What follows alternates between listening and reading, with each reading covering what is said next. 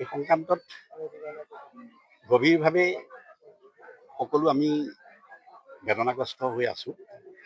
কাৰণ তেওঁ সুদীৰ্ঘকাল আমি আমাৰ মাজত পাম বুলি আশা কৰিছিলোঁ আৰু তেওঁৰ যিটো প্ৰতিভা, এই প্ৰতিভাটোৱে তেওঁক আৰু উত্তৰণ ঘটোৱাৰ যিটো আমাৰ হেঁপাহ আছিল, সেই হেঁপাহটো আমাক বঞ্চিত হ'ল।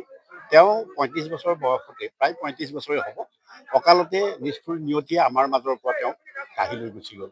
তাৰ বাবে আমি সকলো মৰ্মাহত হৈছোঁ।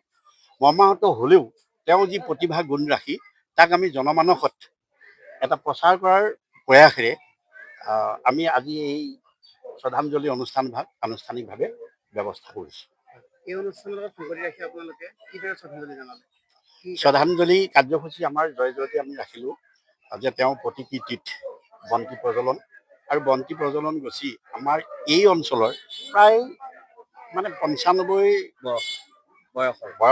বছৰ বয়সৰ এগৰাকী বয়োবৃদ্ধ হতুৱাই আমি সেই নামটো তিলেশ্বৰ নাথদেৱৰ হতুৱাই আমি আজি এই বন্তি প্ৰজ্বলন ব্যৱস্থাটো আমি ৰাখিলোঁ আৰু লগে লগে আমি তেওঁলৈ শ্ৰদ্ধাঞ্জলি ৰাখিলোঁ। আৰু এই শ্ৰদ্ধাঞ্জলি আমাৰ বৃন্দাবন পুথিভঁৰালৰ সভাপতি মই নিজেই যোগেশ বৰদলৈয়ে শুভাৰম্ভ কৰিলোঁ আৰু লগে লগে আমাৰ ধেমাজি প্ৰগতিশীল উন্নয়ন সমাজ, ধেমাজি আঞ্চলিক পোহৰ ক্লাব আৰু পূব ধেমাজি বুঢ়া নামঘৰ সমিতিৰ সভাপতি সম্পাদককে প্ৰমুখ কৰি সমূহ ভক্তপ্ৰাণ ৰাইজ আৰু অঞ্চলৰ উদীয়মান যুৱক যুৱতী সমন্বিতে পৰিয়ালবৰ্গৰ লগতে আমি এই অনুষ্ঠানভাগ আমি আৰম্ভ কৰিছোঁ।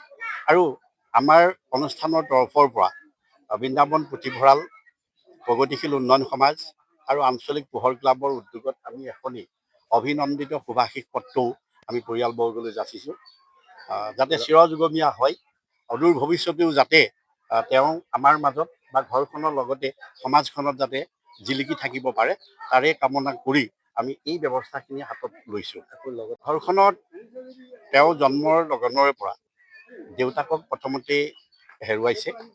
দেউতাক এজন অসামৰিক বিভাগৰ চাকৰিয়াল আছিল, আমাৰ লগত প্ৰায় সমসাময়িক আছিল। খুব বেছি ৩ বছৰমানৰ ডাঙৰ হ'ব।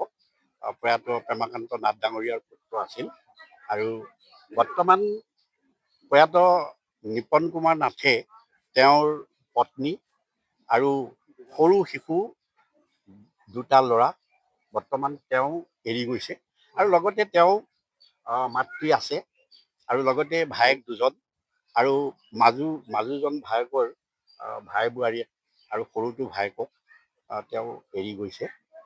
গতিকে তেওঁ পৰিয়াল পৰিক্ৰমাটো তেনেধৰণে আছিল আৰু এইখিনিকে আমি আজি এই মুহূৰ্তত প্ৰকাশ কৰিলোঁ। ধন্যবাদ।